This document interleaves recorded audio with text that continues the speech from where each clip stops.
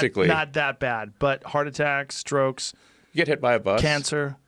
If you get hit by a bus, go to the hospital and die, and they find that you have COVID, you will be recorded as a COVID death. Why would they do that, though?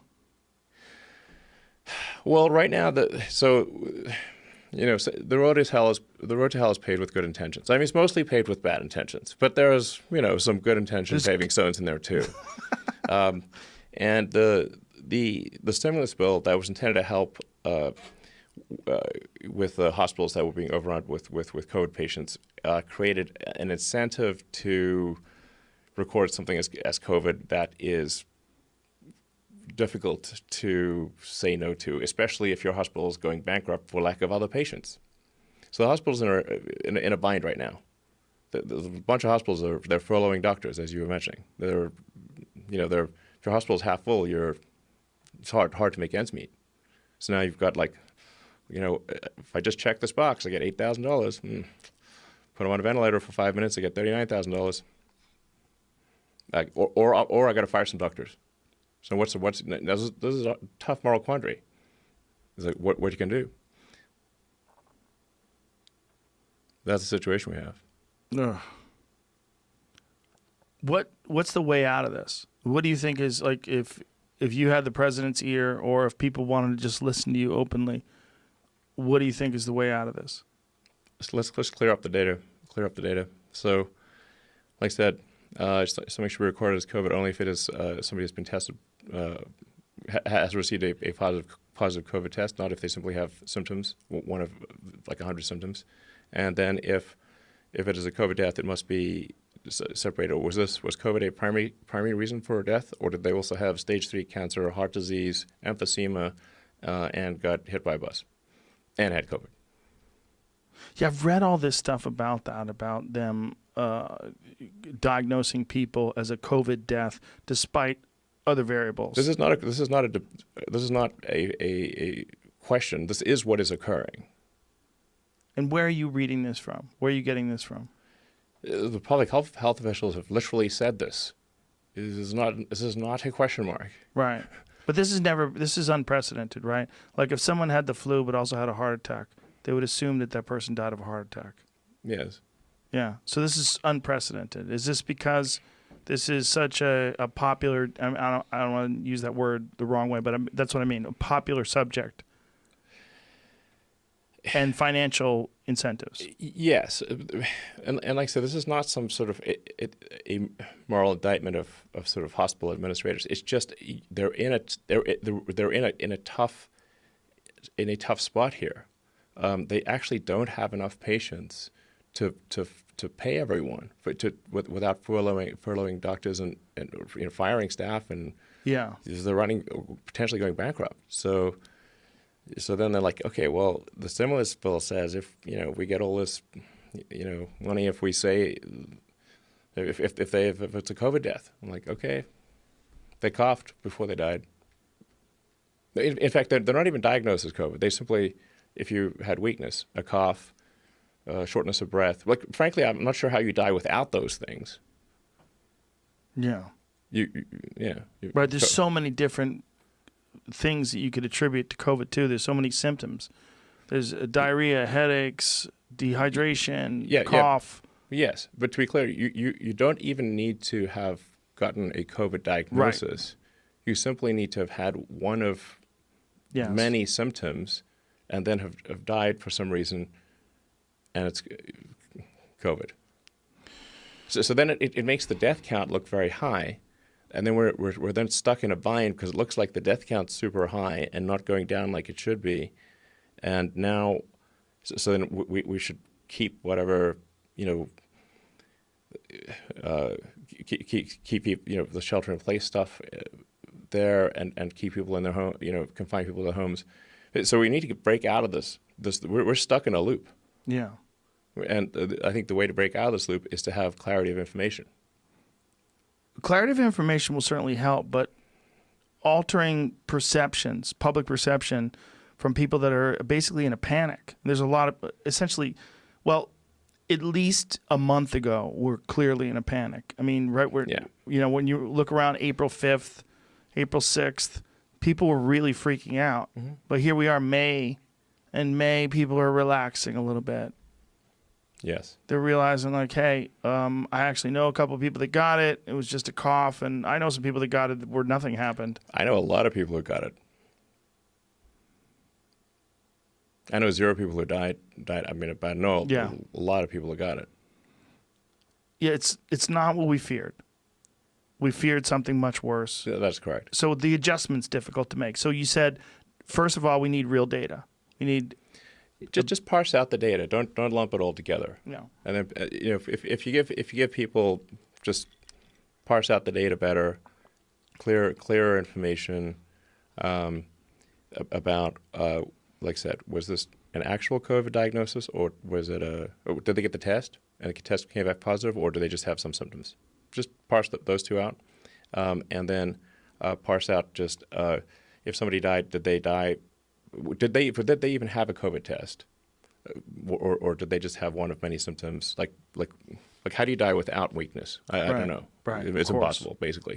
Yeah, that's a good point. If you're going to die, you're going to have shortness of breath, weakness, and you might cough a little.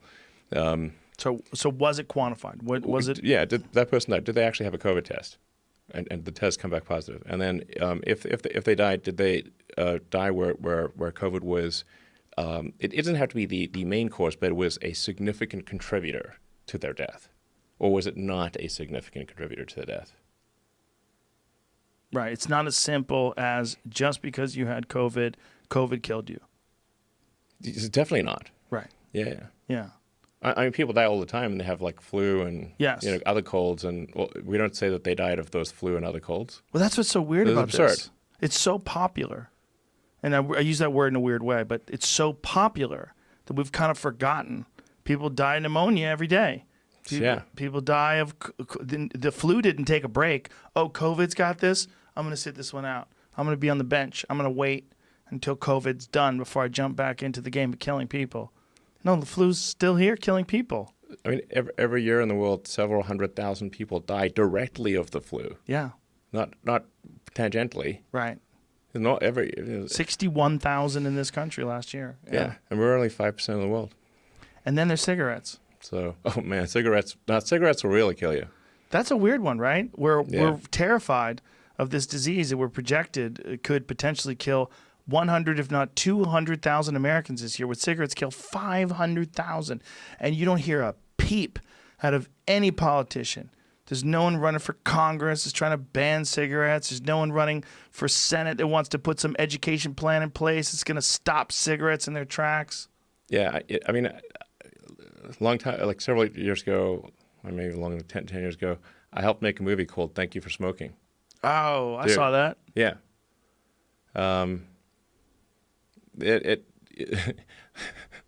Yeah. Yeah, it's crazy. Barbecuing your lungs is just bad news. It's not good. You know, you're turning your lungs into smoked beef is not great. Yeah. But Tylenol also, by the way, also kills a lot of people.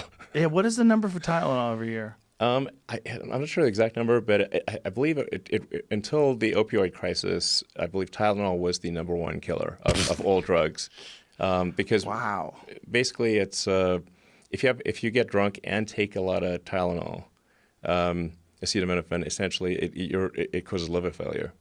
Oh. So people would like get wasted and then like have a headache and then pop a ton of Tylenol, just curtains. Whoa. Yeah. Curtains is a funny word. Yeah. You know, so but nobody's like, damn. raging against Tylenol. Yeah. It's weird, acceptable deaths are weird. And that's the slippery slope about this, people shaming people for wanting to go back to work. You know, other people are going to die. Well, if you drive, do you drive? Oh, well, you should stop driving because people die from driving. So, Right. you definitely should fill up all the swimming pools because like 50 people die every day in this country from swimming. So let's not swim anymore. Yeah, Like, what is the really dangerous? we need to chop down all the coconut Stop trees. water. Coconuts kill 150 people every year. Yes. Cut down all the coconut trees. We need those people. Yes.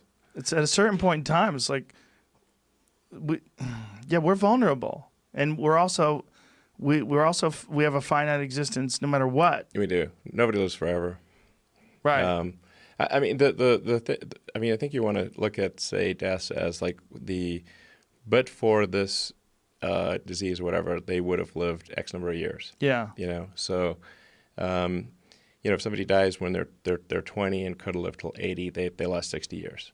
But if somebody dies when they're 80 and they might have lived till 81, they lost 1 year. Yes. So it's like how many life years were lost is probably the right metric to use. I don't read my own comments, but I do read other people's comments. And I was reading this one little Twitter beef that was going on where someone was saying that COVID takes an average of 10 years off people's lives, and we should appreciate those 10 years. And then someone else said... It's not true. I'm sure it's not true. Yeah, definitely It's not. the Twitter. It's the Oh my world. God. But someone else said the average age of people who die from COVID is older than the average age people die. It's very. Let's say it's like it's about the same. That's a beautiful way of looking at it. I mean, Yeah. it's unfortunate. It sucks. But it sucks if grandpa dies of Alzheimer's Sure. or emphysema or leukemia. It sucks. Sure. It sucks when someone you love dies. Yes. But I'm I mean, actually, if this, I think a lesson to be taken here that I think is quite important is that if you have grandparents and their age of grandparents, really be careful with any kind of flu or cold or something that is not dangerous to kids or young adults, but is dangerous to the elderly. It basically, if your kid's got a runny nose, they should stay away from their grandparents, no matter what it is. It's the things that are where a young immune system has no problem and an older one has a problem. Yes. And in fact, a lot of the deaths are literally it's tragic, but they're intra-family. It's the little kid had a cold or flu and give it to grandpa. They have the family gathering, and they don't know that this is a big deal, but it's just important to remember when you get old, your immune system's just not that strong, and so just be careful with your loved ones who are elderly.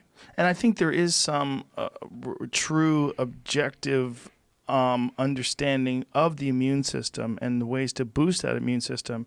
And I really think that information should be distributed in a way, a non-judgmental way. But like, look, this is a way that we can all, like, this is a scientifically proven way that we can boost our immune system, and it might save your life, and it might save the life of your loved ones. And maybe we could teach this to our grandparents and our parents and people that are vulnerable. Vitamin C, heat shock proteins, all these different variables that we know contribute to a stronger immune system. Yeah, actually, just a thing that is tough.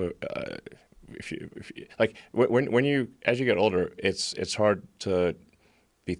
You tend to put on weight.